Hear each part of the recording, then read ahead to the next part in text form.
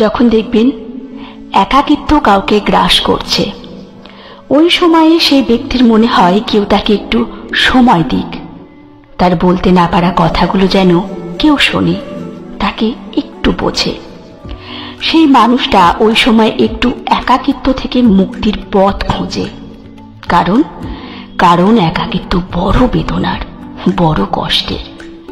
যে এই একাকিত্ব অনুভব করে সে জানে হে বড়ই চাপের, যেন চারপাশে সব আছে, কেবল থাকে না কথা শোনা বা পাশে থাকার মানুষগুলো।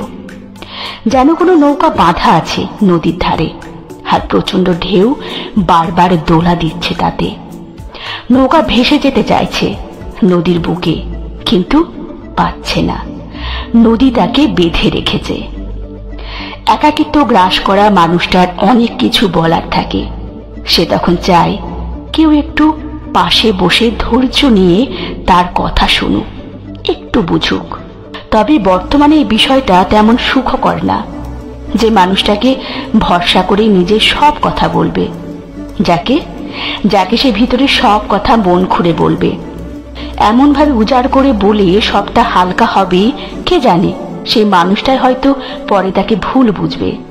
তাই তো আজও একাকিত্ব গ্রাস করছে শত শত মানুষকে। বলতে চেয়েও বলা হয়ে ওঠে না নিজের ভেতরের কথা, জমে থাকে হাজার কষ্ট।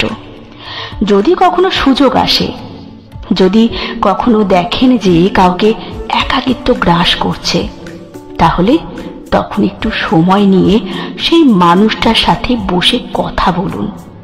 হ্যাঁ, কথা বলুন।